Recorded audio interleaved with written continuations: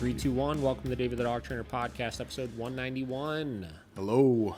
Here we are. We're going to have a bit of a random episode today, coming off of our episode with Kiba Canines, talking about NEPOPO. I do have some final thoughts on that I do want to. What the heck is going on here? What did you do? I don't know, man. It's a disaster. Oh, my God. Hold on. Okay. There we go. Jesus. I do have some final thoughts we're going to go over at some point pertaining to that episode. Okay. It was a good episode, you know? Like, I think we'll wrap it up in a little bit. We'll talk about it in a little bit. Let's start with this. Okay. So the other day I saw our buddy Ivan Balabanov post this video. And listen, over the years, I've had so many people ask me about this shit. The button boards, the freaking dogs that talk, they walk up, they hit the button, it says... Yeah. I want attention, or let me outside, or food, or things like that. And people are just absolutely convinced that their dog is talking. So smart. It's so insane. Smart.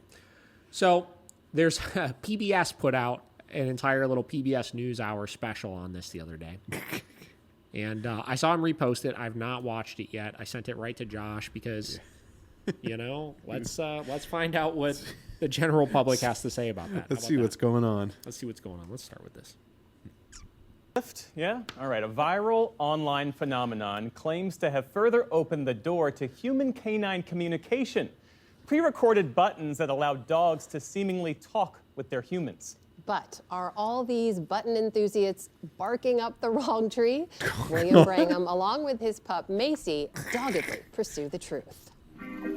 You didn't know dogs could talk? It's been a fascination of ours for generations. Speak! Hi there. Getting man's best friend to talk. I like to play ball. I like Purple Bird in the window. And for good reason. Tens of millions of us live with and love the dogs in our lives, including me. And we want to know what they're thinking. We love dogs and we love bonding with them. But I think while we know that they understand us pretty well, many of us still struggle making sense of what they want. Federico Rossano studies animal communication. He's a cognitive scientist at the University of California, San Diego. When you see your dog scratching at the door, you might know they want to get out, but you don't know why they want to get out. But our furry friends have remained frustratingly mum. That is, until this Australian cattle dog named Stella stepped onto a button and into online fame. Stella's dog mom is Christina Hunger. She's a speech pathologist who got the idea for... This is the individual that we reviewed specifically. Hunger for words or something like that is the Instagram page. Yep. She's a little kooky, guys. Mm-hmm. All right, let's be real here.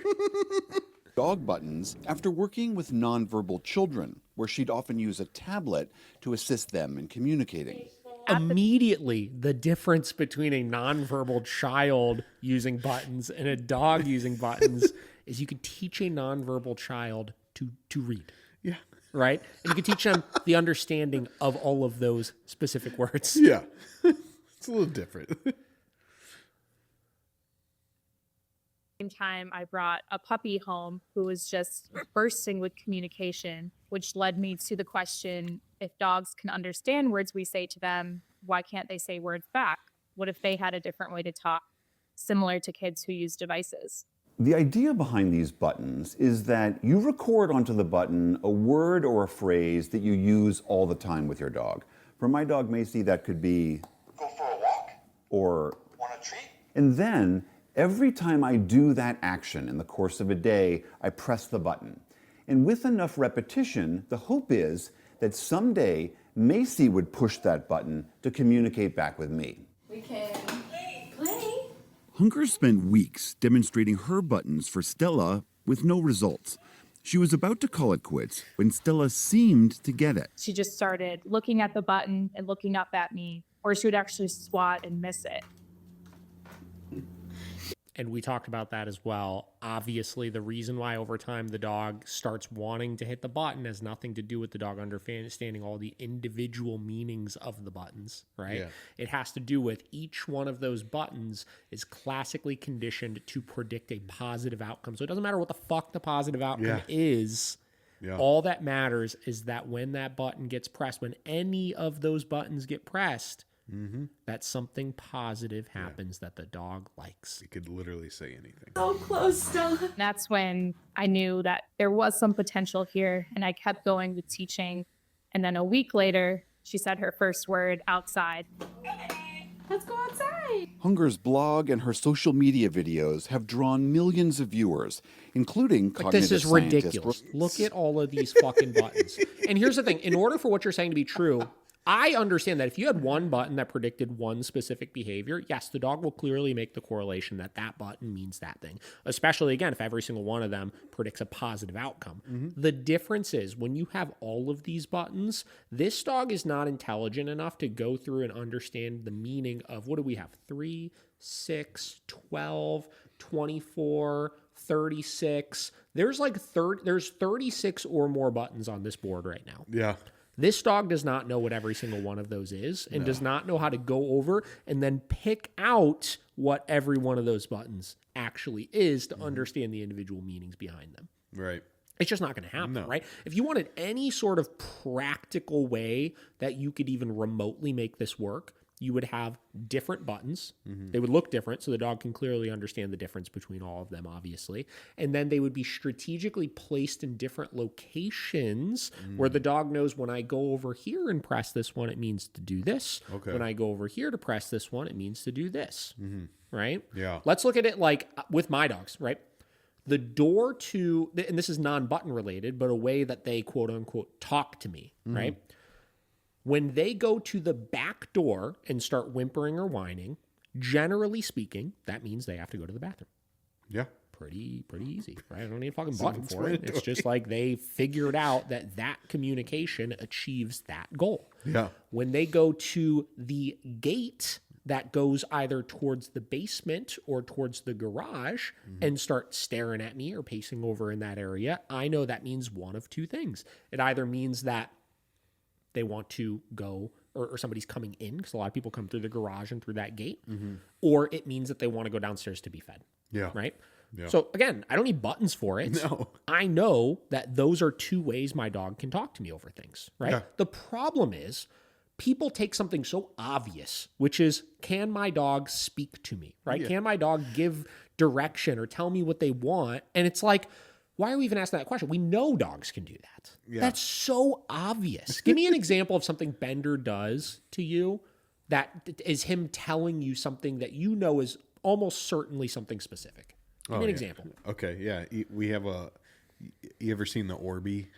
It's No, like, what is it's that? just like a little rubber ball that you put food in. Oh, and then yeah. They're just knocking around. Yes. He brings it to me and throws it at my feet. Yeah. I'm like, okay, I guess Yeah. you want a snack, you want food. 100%. Or Kiba gave us an example in the podcast we did with him. He said, why do dogs pick up their food bowl and so intently carry it over to you? You'll see some dogs do that. Obviously, because they fucking want dinner. Yeah. Obviously, Yeah. right? Like, they figure out ways to communicate to us. Like, this is so, like, obvious Yeah. that they figure out ways to communicate to us. Yep. But they don't know how to fucking read and associate the difference between 36 goddamn buttons on your floor in front of you guys. No. Like, just let's get real. Yeah. And then we've There's seen the no way. videos of this particular dog, right? Like, and I don't understand how people like this are like, I don't want to be mean, but like so like ridiculously dumb to think that their dog like actually knows this. But the dog will meander over to the board and slap 4 different buttons, and then this hunger lady will be like, oh my God, she hit food, scared, closet, front door, walk, whatever. And then she'll just craft. Clearly, she means that she's hungry and wants to walk to the store and buy some treats to stick in the closet so that later, when we're relaxing, she could snack on them while watching TV. I mean, guys. Yeah, she's stretching. That's what she said. I mean, that's what she said. I don't know. You know, I mean, obviously that's what the dog said. They know all the individual 36 buttons, so they knew how to piece together exactly the scenario they wanted, right? It's like, just get real, guys. Get real. Are you kidding me? Like, ridiculous. All right, let's keep going. Let's keep going. Bono, who was skeptical. Outside. I was like, well, there's one dog doing it, and that's great. But we know that there's a history of trying to communicate with animals. And that history was a little let's say, complicated. That history includes a horse named Clever Hans, who wowed audiences in the early 1900s for seemingly being able to do math. Turns out Hans was just picking up subtle cues from his handler. Ooh, but the buttons and the people and dogs who used them kept growing in popularity. I dog we friend. Yeah! I had no bit. Shut up. Oh my God. And then look at the dog slapped a couple random buttons. Then we went, yes! Right? So the dog wanted reinforcement. Yeah. So it realized I hit a couple buttons, I get reinforcement. Yep. If the dog actually wanted to go play with its dog friends or whatever the fuck this person interpreted this as, the dog would have then after that went and seeked out whatever that solution is on its own without any subtle cues from the handler. Yeah, right. But instead, every time this happens, they hit outside, and then after they hit one, the person runs over to the back door and goes, outside. Oh, yeah, you want to go outside? And the dog is just like, oh, yeah, I guess we're going outside right now. But they're not correlating the two. Yeah. I dog, we friend. Teaching my dog how to talk. I wasn't a speech language pathologist or a dog trainer or a scientist, but what the heck? Alexis Devine and her sheepadoodle Bunny were inspired by Christina Hunger. She started posting Bunny's progress online. You dog, yes. She says after 6 years of like, does this person actually think that dog just said, "You're a dog, right?" Like, do you actually? I want to ask you, but like, do you actually think that's what your dog just said? I mean, and especially, it's like when you film all day this board, right? Yeah. At some point, the dog is going to hit a couple words that kind of make sense together. Yeah. But the problem is you don't see all of the bullshit that they hit exactly throughout the day. Yeah. Right? Like, it's social media. That's how it works. Yeah, it is. Right? Yep. Ever since I got back from Vegas, I've been seeing all these fucking Vegas people pop up in my thing that go and play slot machines, right? Yeah. And every one of their videos is them putting like fucking $2,000 in the machine, and 3 spins later they win like 20 grand or something like that. Yeah. And that's their whole page, right? Yeah. Like, wow, it worked. And all these people are like, oh my God, like, it's where you got some system for fucking working through this and knowing what machine to pick and this and that. But in actuality, you're not seeing all the bullshit as well. Yeah, the right? 6 grand they lost before. Yeah, and it's like with any of this stuff, that's how social media works. Yep. But people are so gullible to it is the problem. Mm-hmm. Knows over 100 words, and she claims uses them in novel ways. I think one of the most powerful moments was when she had a foxtail embedded in the webbing between her paws. So she went over to her board and she pressed mad ouch. And I said, where is your ouch? And she pressed stranger paw. So she had used stranger in a way that I had never modeled it. Stranger being something foreign object. Videos oh my God. You're stretching so hard. I just please, like, anybody watching this, if you actually believe this, you got to let me know. And you got to let me know why. Because, like, come on. Yeah. Stranger, ouch. Went crazy online. Over 8 million people follow Bunny and Devine on TikTok. No. She's now written a book, sells her own brand of button boards, and has inspired millions more to try them. You want treats? Cats, otters, and even pot-bellied pigs are now experimenting with the buttons. You have to say thank you. Why? This sudden growth in button users gave Rossano an opportunity, a large-scale study of button communication focusing on dogs. Our plan of having maybe 100, 200 participants turned into more than 10,000 participants. I'm very curious to hear how they actually studied this. Mm-hmm. Right. It's from 47 countries and is the largest animal communication studies ever attempted. Over several months, Rossano and his team collected and analyzed millions of button pushes and hundreds of hours of video of dogs using them. They also conducted controlled behavioral studies. A first finding from their research, published in August, concludes that dogs can comprehend specific words and can offer contextually appropriate responses. But Rossano says that's still a far cry from proving they can use actual human-like language. I don't see the evidence that the dogs are really understanding language in anything close to the way that you and I are as we talk together here. Clive Wynne studies dogs. Yes, they understand correlation between doing certain things Yeah. and certain positive actions happening. Yeah. They do not understand and cannot articulate the difference between all of those individual things in that capacity. Finally, a voice of reason. Ecology. He directs the Canine Science Collaboratory at Arizona State University. He says dogs using those buttons is fine, but don't get carried away with what is really going on. I don't think that inside the mind of a dog, there is a human mind desperate to get out. I think inside a dog's head, there's a dog's mind, and a dog's mind has its own ways of communicating. Yeah, when my dog wants to communicate that she's hungry, she does two things. She nudges my elbow with her snout, or she stands by her food bowl. And it's crystal clear what she wants, that she's hungry. So that's a beautiful example, William, of how you have learned your dog's language. Your dog has a way of communicating with you about their desire for food, and you would not gain anything by training your dog to press buttons that would say the exact same thing. For Christina Hunger, who now sells her own line of button boards, they're simply a way of enriching and deepening our relationship to these animals that have lived alongside us for tens of thousands of years. Buttons will never replace body language. They're another tool that adds on top of and gives a lot more clarification for both the dog and the human. No, it doesn't. Macy, want a treat? Want a treat? For the PBS NewsHour, from the new frontier in human canine... Bullshit. It's fucking bullshit. Yeah. Guys, get real. That's to make some money. Real, you know? Button money. All right, guys. So let's put some rest to that, all right? Yeah. Your dog isn't fucking talking to you with buttons, all right? Watch the full episode we did. I think I looked it up one time. It's like episode 10 or something. Yeah, we did this It's like one of the very first fucking podcast episodes we ever did where we really deep dove into it in even more detail.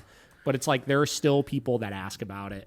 Oh. There's still people that talk about it, and there's still people that don't understand yet that it's bullshit. So I'm here to tell you right now, it's bullshit.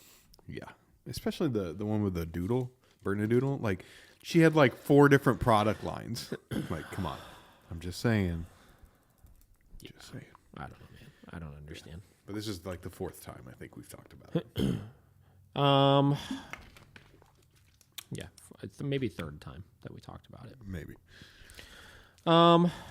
Okay. Yeah, so that's thing number 1 that we have. God, I'm trying to think what else we got. I mean, listen, like, so we'll kind of recap a little bit on the episode that we did. So people were asking about the NEPOPO.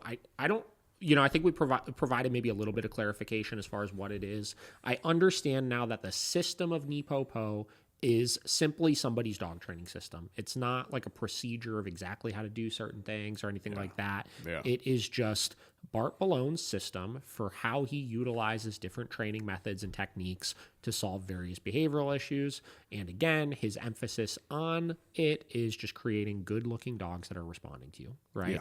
Yeah.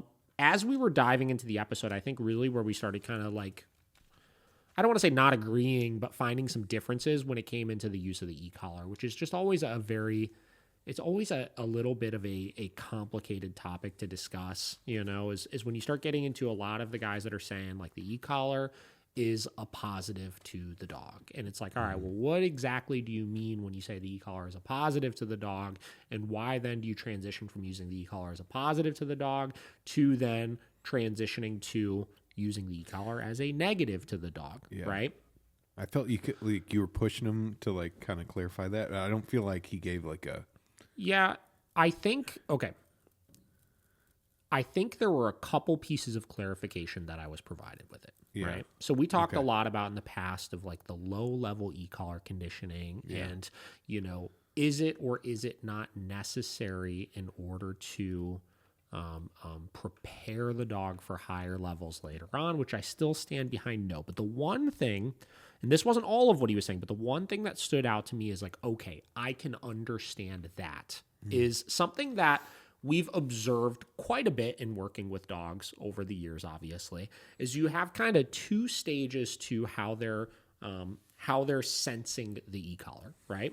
So the e-collar is still an aversive tool. I stand behind that, obviously, but it can be aversive in 2 different ways to the dog, right? It can be aversive from the novelty and the newness of it being spooky to the dog, which is usually initially when you implement it, even if it's something that doesn't hurt or is not painful or uncomfortable.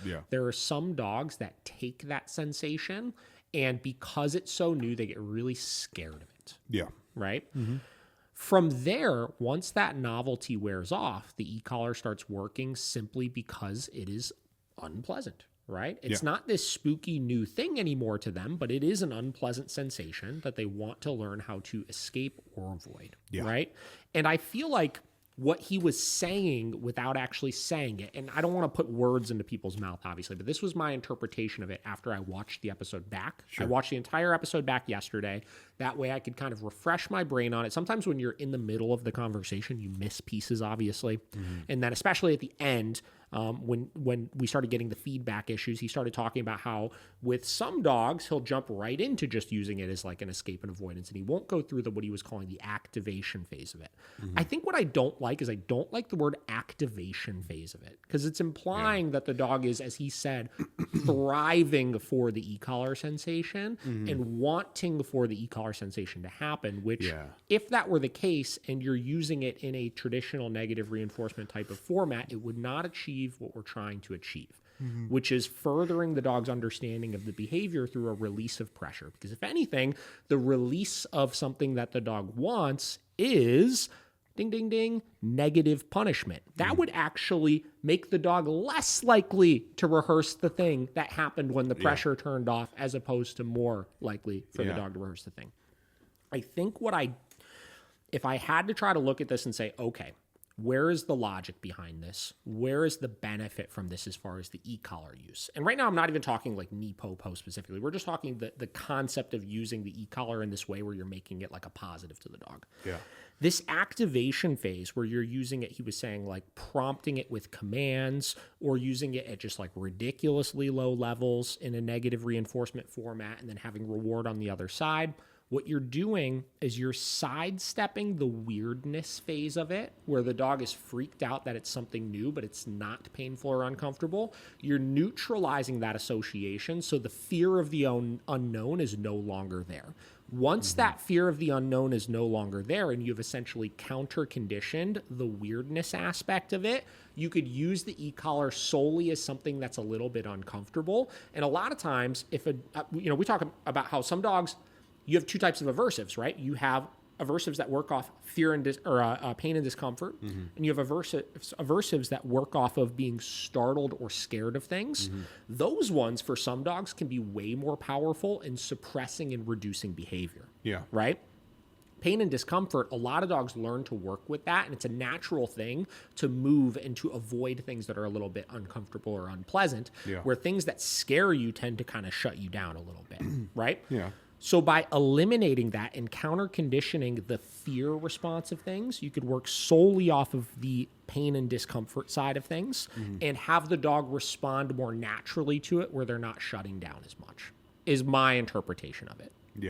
Does that kind of make sense? A little bit? I know that's like a little dog trainery. No, that makes sense, but I still feel like it's weird, like, because once you have to, like, flip that, like, isn't it still kind of... You're not flipping anything at that point, right? You're essentially teaching the dog, you're essentially making the early stages, what I'm arguing is the activation stages of things. The e-collar is not actually doing anything, right? He was arguing the opposite. He was arguing that it's creating drive. I disagree. That is what I disagree with. I don't think that the e-collar is creating drive. I think, if anything, you're working off of the drive of the rewards that you're using, right? And what you're seeing is just a dog responding really, really clearly because it understands how to access these rewards that it wants. And that's where your drive is coming from. And the e-collar you're using, but you're using it at low enough levels where you're neutralizing the association, any bad association the dog may have to the e-collar before you start using it as an aversive tool. Does that make sense? That makes sense. Right? So it's different than what he was suggesting, which is you're making it this positive and you want the dog to get it versus, you're teaching it as just, it's not anything to be concerned about. Then we use it in its intended format, which is obviously using it as a tool that works off of just discomfort. Right? That which makes sense. I think if we were to, I would be interested to press him on that a little bit or ask some questions on that and see how much clarity there is to that, or if he still stands behind, obviously, that the e-collar is, in fact, doing something in those stages. But it sounds like to me that the e-collar is simply you're preparing the dog for the e-collar in those stages. It's not doing anything, though. Yeah. Right? Which leads to, again, the last part, which I wasn't even really listening to him that much because I was worried about the feedback situation, which I think we got that under control, guys. But he was starting to say with certain dogs that are, he was using certain examples of dogs that, like, you know, their dopamine levels or this or that. With certain types of dogs, he doesn't need to do that because their immediate response to the e-collar is not that of a negative one. So I would interpret that as almost further solidifying what I just said, which is with a dog like that where you use the e-collar initially and it's not spooky to them. It's just, it's a little uncomfortable. Yeah. There are some dogs that are just like that inherently. With dogs like that, you don't have to go through the activation phase because it's not, in fact, activating anything. You're just counter-conditioning any weird association with the e-collar. Yeah. Right? I feel like that statement right there, I wish the conversation kind of continued a little bit more because that statement right there, I feel like almost proved my point a little bit with it. Yeah. Right? And this isn't against anybody. I even said in the comments, like somebody commented on it on YouTube. Where is it? Let's see. And they kind of said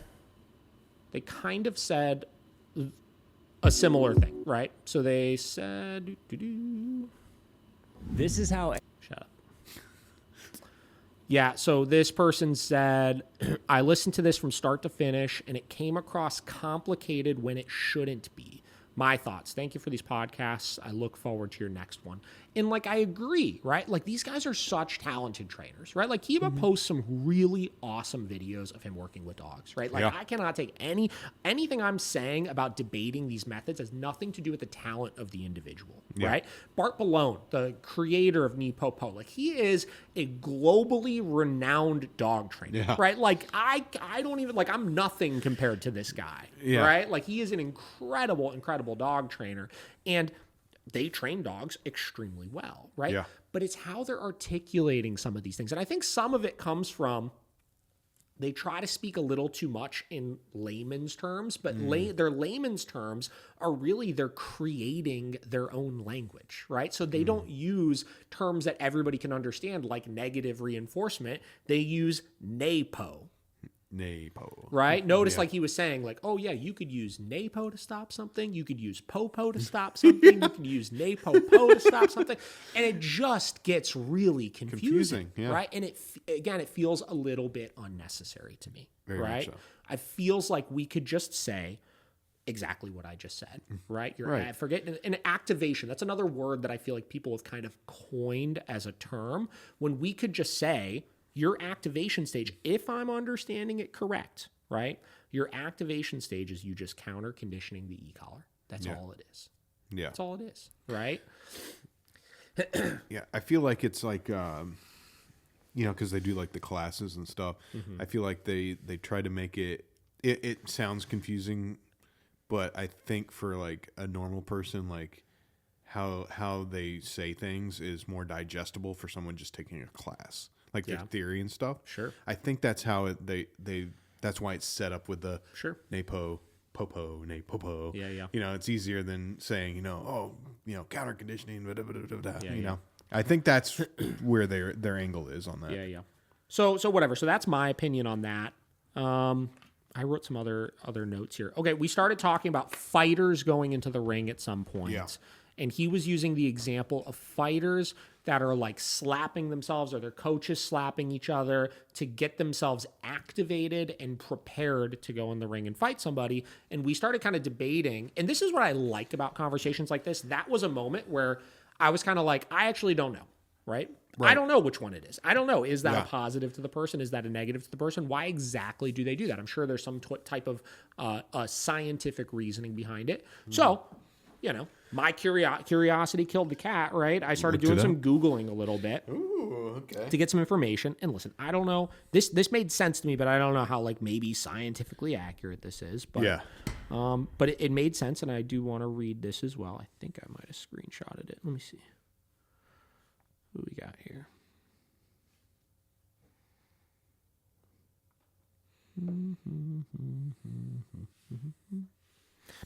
Here we go. Yeah, so I asked, like, why does a fighter hit themselves before entering the ring, right? So what I said on the podcast, answered back, just which I kind of pulled this out of my ass a little bit, was I feel like they hit themselves. It's an aversive, but it's a light aversive that gets them kind of, jolted up and ready for what they're about to experience once they go in there. Like, so you're basically you're self-administering a minor dose of aversive to prepare yourself for the bigger aversive later. Yep. Which kind of made sense to me, but I did kind of pull it out of my ass a little bit. Yeah. Right? So here's what Google said. Okay, give it to us. A fighter might hit themselves before entering the ring as a way to mentally and physically wake up their body, increase blood flow to their muscles, and get themselves pumped up for the fight. Essentially, preparing their body to receive impact by delivering a small, controlled hit to themselves. It's a way to mentally prepare for the physical contact they're about to experience in the fight, which I feel like is exactly what I said, right? Just worded a gazillion times better than I was able to pull it out of my ass. But that's what you were saying, yeah. Key points about this practice. Increased alertness. The act of hitting themselves can jolt their nervous system, making them more aware and ready to react quickly. Now, why would it do that? This is where I'm going to start making assumptions again here. I'm going to make some controlled assumptions, if you will. Yeah. Why would the act of hitting themselves jolt their nervous system, making them more aware and ready to react quickly? Because it is, in fact, aversive. You don't like it. If you liked it, your nervous system would not be reacting away from it. Yeah, you'd be like, preparing you, right? You would be trying to get more of it than at that point, right? I look at this like vaccinations, right? You take a vaccine, right? You take a vaccine. The act of getting poked with the vaccine hurts. It's aversive. But we tolerate it and we do it in a small dose of aversion to prepare ourselves to avoid a large aversion later on. Yeah. Right? You know what I'm saying? I get you. So increased alertness. So that, to me, tells me that you are self-administering a minor aversive to prepare yourself to avoid bigger aversions later on. You're getting your nervous system ready for it. Muscle activation is the next point. By lightly punching their arms or body, they could stimulate their muscles and improve blood flow, enhancing their physical performance. That one, to me, I mean, that's a physiological thing, right? Like if you start slapping yourself right here, like this doesn't necessarily feel good, but it doesn't feel really bad. I would say it would get annoying after a while. We could say this is maybe mildly aversive to do, but I know I could self-administer that minor aversive because I know the benefits that aversive will provide in the long run. Yeah. But all of this comes from me being able to make these connections between what this thing does, which makes the aversive more tolerable to me in the long run. Yeah. I don't think dogs can make that correlation. Yeah. I don't think they can make that correlation. I think that aversives can adrenalize your dog to maybe, like, let's say we've seen it before, protection sports, right? Your dog's on the field, right? They see the bad guy over there. And what does the bad guy or the handler a lot of times do as they're training this? They'll do something naggy or slightly annoying to the dog. And that slightly naggy or annoying thing will, let's use their term, activate the dog into a more heightened, stimulated state. But is that because the dog likes that nagging and aversive thing? Or is that because that nagging and aversive thing with this type of dog, we started talking about obviously different types of dogs that are more, get more pumped up from things and stuff. Is that because that triggers that dog to go forward more at that point because historically of how we've trained it? Yeah, I think right? it's that one. I think it could be that one. But if you're training it that way, we see this all the time, right? I'm going all over the place here, so stop me if I get crazy with this, right? No, you're good. We see this all the time with owners that misuse the e-collar a little bit, right? They actually accidentally train the dog to fight through the aversive, right? We see it with reactive dogs where owners underwhelm their dog with correction, right? And because they underwhelm their dog with a correction, it activates the dog to react more intensely. But that's not because the dog likes the aversive. It's because the dog has become confident that it can fight through the aversive and fight harder to get through the aversive. Yeah. right? So you're actually teaching them to fight the aversives to achieve something that they want to achieve, right? But here's where that shoots us in the foot, which is what I was asking, right? Which is why I don't think that is really the way that they're using the e-collar, right? Okay. Every dog I've ever worked with that the owners accidentally teach them that, we need so much more pressure to get the dog to actually stop doing things when they feel an aversive. Yeah. So much more. Yeah. So much more, because we've taught them you fight through the aversive and it will stop. Yeah. Okay. Right? Yeah. So, like, those are the only two ways I could possibly look at how you could activate a dog with an aversive. Yeah. Right? Yeah. That makes a lot of sense of that where it's naggy, but it's not enough to stop what they're doing, and it just becomes. And it might still, you don't like it. Yeah. You do want it to stop, but they've learned they could stop it by fighting harder. Yeah, just get through it. Yeah. Right? Yeah. So yeah, it does put the dog into a different state of mind than if it was enough and was aversive enough to stop them. But that's not a good thing. That's shooting yourself in the foot when you need to use the aversive as an actual aversive later on and use it to stop something. Yeah. Which is the goal, right? That's the other note that I wrote is like NEPOPO description does not equal the idea of a positive e-collar sensation, right? So as he described it in the beginning of the podcast, 45 minutes in, he said NEPOPO explains the first three sensations a dog will feel, which is knee, the negative. When the e-collar stim starts, that is the first negative association that they feel. Po, the release of pressure, which is the first positive association that the dog feels, which is negative reinforcement. The dog needs to be averse by it and then learn where that pressure turns off in order to do more of it, right? And we're not teaching the dog to heighten, right? Yeah. Fight harder, fight through corrections. We're trying to teach a behavior. We're trying to have a positive association with the behavior, right? Or else why would we turn off the pressure when the dog does the thing that we want him to? It just doesn't make sense, right? And then Po, the third Po, which is then the positive reinforcement that comes on the other end. Yeah. Right? So that's, that's obviously, that's my opinion. I don't know, that's just, I'm still having a hard time. And again, for the people that have listened to the last podcast episode and are now listening to this one, you let me know if I missed something in that, obviously. And there's another way to kind of frame it in a way that obviously I am missing. But that is just, that's how I interpret it. Right? It doesn't fully, it feels overcomplicated for saying you have two types of dogs you could work with, right? You have either dogs that are a little scared of the e-collar at first and you do the activation phase, not to activate them, but to neutralize their negative association with the e-collar before you start using it as an aversive. Yeah. Right? Which at that point, you're not teaching the dog to fight through pressure. You're just making the pressure kind of meaningless to them initially. Yeah. Right? Or you have the other side of the equation, which is you have the dogs that don't have that association, right? And you use the e-collar right away as inherently a negative, and they still have the heart and soul that he's describing because they're not scared of it. They just want to avoid it. Yeah. Right? Yeah. And that makes sense to me, especially given that now we know NEPOPO is not like a specific application of tools, but it's a goal of achieving heart and soul. So obviously, if your goal is to achieve heart and soul, you don't want the dog to be scared of the e-collar. You want them to be averse by it, but you don't want them to be scared of it. And I could agree that there is a difference between being scared of something, which is aversion, right?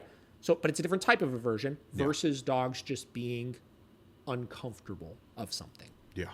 That I could absolutely understand that there is a difference and the dog will respond differently to either or. And case in point, like we talked about, like if I use something like a bonker or a pet corrector on the dog and I see that internalization, that almost like shut down aversion that they get from it versus when I give a dog a high level correction with an e-collar and I see them absolutely stop doing that thing, but the type of they're stopping in a different way. Yeah. It is two different things. Very much so. There are two different responses. Yeah, very stark when it's the fear. So in achieving those goals that you have, you would want to make sure the dog doesn't have that fear response and you're working solely off the pain and discomfort in order so you can achieve the dog that responds on cue and does it with heart and soul, right? That's my interpretation per that conversation of what NEPOPO is. And I'm sure a lot of those guys will still disagree with that, but that is like... I don't know. I feel like that has got to be the closest thing to the layman's interpretation of it, because I just can't see any other way that you would be using aversive sensations to create drive.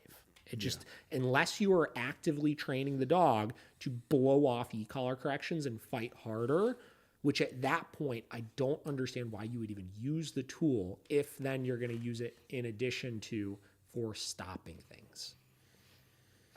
Yeah, I mean, that's kind of like when we were having that conversation, that was in my head the whole time. It's like, well, why even have it? You know? Yeah. I don't know. It's like, I don't know. I just feel like it's confusing at the end of the day for the person and the dog. Like, yeah. And then, like, we got this other comment on it from somebody unrelated to NEPOPO specifically, but this person said, have you guys heard of Chris Alther? He was just on Working Dog Radio. He's another big kind of sport dog trainer. The way he uses the e-collar, there is zero escape avoidance. The way Kiba is talking about, which I don't think that's what Kiba is talking about. There is escape and avoidance to the way Kiba is talking about. What Kiba is telling me is that there is a preparation stage prior to using it as escape avoidance, which again, we could debate if it's necessary or not, but I could understand that. Yeah. This person said, it seems very similar where the handler is actively dispensing e-collar during and after the command. It's actually kind of weird to watch, but the dogs look freaking amazing. It feels as though the e-collar is a focus generator. Again, if you're telling me they're using e-collar during and after the command, the only way that this would make sense, what you're saying, that there is zero escape avoidance, is if that e-collar is never, ever, ever a negative to the dog. You spend the time training it that it is a reward marker. So you condition a new classical conditioning, as Kiba talked about, you condition it as a neutral association, develops a positive experience, right? So I say, yes, reward, yes, reward, yes, reward, e-collar reward, e-collar reward, e-collar reward. At some point, this will be my reward marker. Yeah. Right? And you only ever use it for that. And then you give reward markers when the dog's doing commands, after the dog finishes commands. Of course, the dog's going to be jacked up. Yeah. But as I said, I think that I think it's bullshit. It's bullshit, because why would you use the e-collar? You could, because the e-collar is doing nothing and it is just a reward marker, you could use anything. Why not use the tool fucking intended to be a reward marker, which is a clicker? I was about just to use a fucking clicker then at that point. I was about to say, that's just a clicker, right? Literally, just use a fucking clicker then at that point. Right. If you're only ever, and I'm not talking about Kiba or NEPOPO anymore at this point, I'm talking about what this person said about this Chris Alther person, which again, correct me if I'm wrong, send me some videos if that's the case, I'll watch them, I'll tell you if there's something different. But if what they're saying is true, which I don't believe that's what they're saying is true, just use a clicker. Yeah. There would be literally scientifically no difference. No.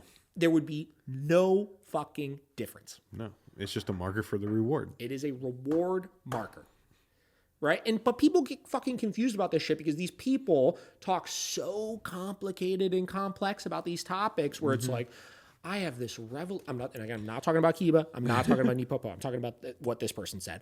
I have this groundbreaking e-collar technique that allows the dogs to only get motivated when they feel the e-collar and never sense it as aversive and this and that. And it's like, oh, okay, so you're just doing marker training then at that point, right? Yeah. But that's not what's happening, right? The e-collar is meaningless to the dog at this point. And then at some point, they light the dog up for something because they do need to stop something. And then, they try to then backpedal on how everything they did up until that point prepared the dog for that big correction that they gave later on when everything they did before that was pointless.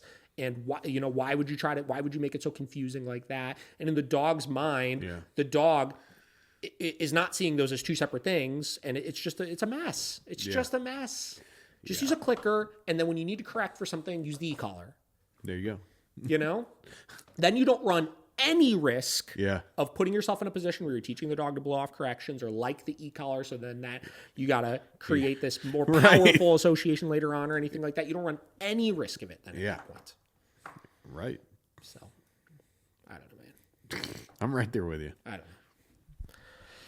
So it was a good podcast. Like I said, I love doing podcasts like that because it does force me to think about certain things a little bit more, right? It forces me to be able to if you have a conversation with somebody you disagree with, and I didn't even disagree with a lot of what he said, right? There were some things I think I disagreed with as far as use of the e-collar, but if you have conversations with people you disagree with, it forces you to just articulate your opinion better. Like you're either going to be convinced of something or you're going to more clearly be grounded in why your opinion is right on things, but it's going to force you to think outside the box a little bit more so you're more prepared, right, for the next time you're in a conversation like that. So again, and I'm sure he probably would say the same thing. I'm sure he still thinks exactly the same, right? I don't think I convinced him of anything, which is fine, right? But I would be curious to think what things we talked about, if anything, had him after the podcast go, that was a good question, and I don't think it's true still, but here's how I could have articulated my point more clearly to convey that message. And I would be very interested if we had a follow-up conversation on this, how that would go.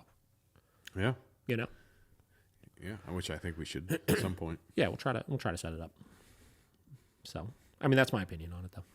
That's what I took away from that conversation. I think my goal of the conversation was not to debate methods. My goal of the conversation was to understand the NEPOPO method a little bit, and I feel like I understand it. I think I get it. I think that there's some things I need to read between the lines of a little bit and understand a little bit more clearly and try to kind of put it into a little bit more clear of context, obviously, which I think I kind of did in this little follow-up here. But nonetheless, I do think that I understand it more clearly now. So I'm glad about that. Yeah, I'm glad we had the conversation. I didn't know anything about NEPOPO, so yeah, it was. I think there's a lot of similarities. It's just different ways they execute things, Yeah, and like you said, it's like it's just training, right? Yeah, it's good dog training. Yeah, like he said, like the description of it just describes good dog training, right? Yeah. And regardless of the methods and wondering if there's more efficient ways or not, it's good dog training. They're training good dogs. Keeb's dogs look great, right? Bart's dogs look great, and that's fine. That's good. I love that. That's all we want, right? Is good dog training. The fun little debating of topics and stuff, that's for us dog trainers to just I don't know. It's fun. Ego argue about, I guess. Ego argue. So that's what I got on that. I am going back through the process. I don't remember if I said this on one of the episodes or not, but I'm rereading or reading all of the dog books that I have. It's been a long time since I really went through them. The first one I picked is The Dog Listener, which we read like 2 chapters of, obviously, on this podcast. I'm just over halfway through it. So as soon as I finish that, I'm going to do like a formal book review on it and tell everybody what I think. I already got a lot of opinions on it, but we'll save it for another time. And yeah. You got anything? What's new? Anything? Not that we talked for fucking 2 hours before we started this podcast. Yeah, right. Nothing crazy. Like... that would be good on this podcast, I guess. But no, I think it's you talk about interesting and the difference of opinions and stuff.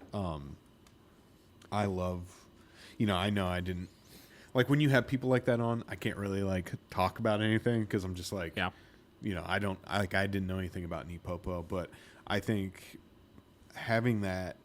I don't know, just people that still kind of like are in this like the same realm of training, but they do things slightly different. I think it's really cool that because I feel like you did a great job at picking like the things that you were like don't really understand, so you asked him to elaborate, a little bit more. And besides this damn thing going buzzing, I think we probably would have had another 30 minutes, 40 minutes for sure. Because like you said, he just started delving into something that made you feel like, oh, well, you just kind of proved my point, I think that's... I don't think I would have been able to clearly articulate it time because it took me a minute to like I said, when I was watching it back yesterday, to be like, oh, okay, this is how I feel about this now that I've listened back to this again. Yeah. I think I was piecing things together a little bit, but and I really try to do this when I have podcast episodes like that. I was partially watching through it because I was trying to help Ella make clips for it because it was a difficult one to make clips because it was so dense, right? It's very dense. And I was going through, and anytime I was talking, I feel like I was only ever really asking questions to further provide some clarity to the things he was saying. So I really tried to approach that episode more studently, if you will, you know, and not interject my opinion too much into it. No, you did a great job on it. So I say that because I wasn't really in the frame of mind of like, as I heard things that I was like, oh, that doesn't really make sense. I need some clarity on that. I asked it, but I wasn't really of the frame of mind of like formulating strong opinions on the things that he was saying as he was saying them. Yeah. You know? Yeah, I get that. Which that's why I liked rewatching it in order to do that. So, yeah. And that's when like I said, I kind of I feel like I kind of understood that. Yeah, for sure. But I think as long as we keep the guests up, like I have so much fun. Like as someone that doesn't do dog training, like it's fun to hear the banter and the difference of opinions on things. And I think, you know, like people in the comments, you know, they come with their own how they came out of that conversation. They, you know, and I think that's a really fun thing with this podcast. Yeah, I agree. We got another guest end of the month. Woo! I like when that. Are they coming in? I think, what did I say? The 20th or the 27th? I don't remember which one. Okay. But one of those, we got another guest coming. Yeah, I'm excited. And we got to do our live. That's right. Yeah, once a month live, everybody. That's right. Got to keep you on your toes. It'll be next on the list. All right. All right, guys. Well, until next time. See you. Take it easy. Bye.